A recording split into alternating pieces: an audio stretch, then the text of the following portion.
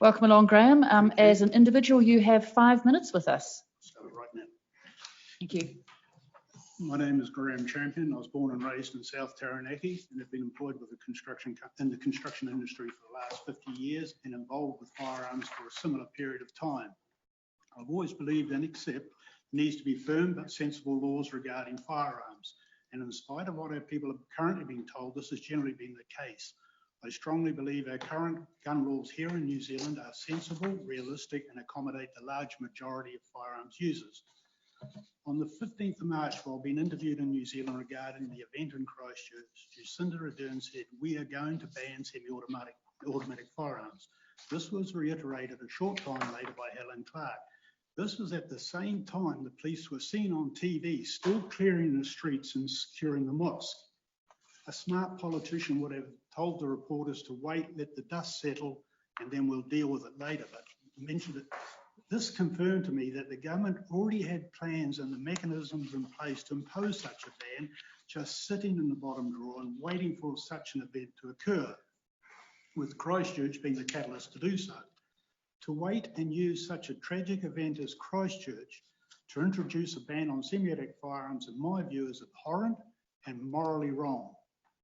Jacinda Ardern has constantly stated her government is the most honest and open and will not be rushed into making decisions without thorough consultation. Nothing could be further from the truth when it comes to this piece of legislation. While most firearms users accept there need to be some tightening of the law regarding MSSAs, it came as a real shock when government and police suddenly extended the ban to include firearms of all types having large capacity magazines.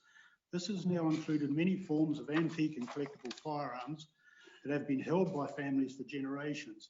Many people will never realise that their firearms are included in this ban and by default will become criminals.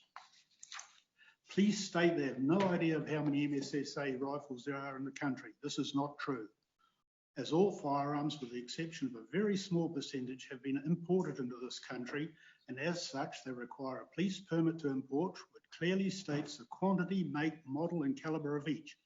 On arrival into New Zealand, a customs entry must be prepared for statistic purposes, which again states above information. Someone only needs to get the calculator out. In the mid-1980s, the New Zealand Army sold off approximately 15,000 Belgium FN L1A1 semi-automatic rifles to collectors and shooters within New Zealand, so we know these should easily be accounted for. I believe the police and the government do not want to admit they know how many MSSAs there are in the country for the following reason. If they admitted they knew, and let's just say they knew there were 300,000 in the country and only get 30,000 back in the buyback, then they've seemed to have failed. If they say they don't know the number and get 30,000 back, then they can say, well, we've done the job and move on.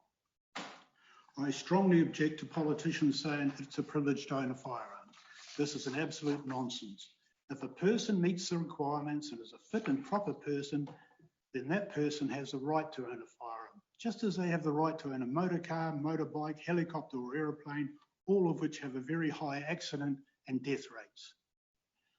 To reintroduce registration, knowing it has failed elsewhere in the world, is just going to be a massive waste of police resources, money, and achieve absolutely nothing. I cannot see how registration will save lives and ask those listening themselves to make yourself familiar with the Jan Moliner case in Napier. Got about a minute left. Okay. I ask that the government concentrate on the MSSA issues only to stop the process of destroying collective firearms, and I'll take a question.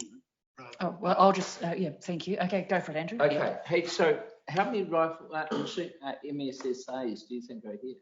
I have no idea. But the permit, you talked about the police permit to import. When was that implemented?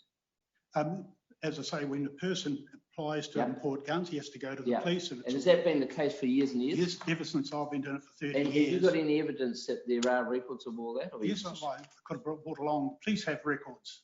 And you've got, like, every dealer, every importer like you would have had their own records. That's correct. And so you can go around and go to all the people who have imported and work it all out. You went to Gun City. And did anyone come to you and ask you? Yes, every year the police do an inspection on my guns. But and have they come to you since this legislation said How many tons, MSSAs did you import? No, it happened.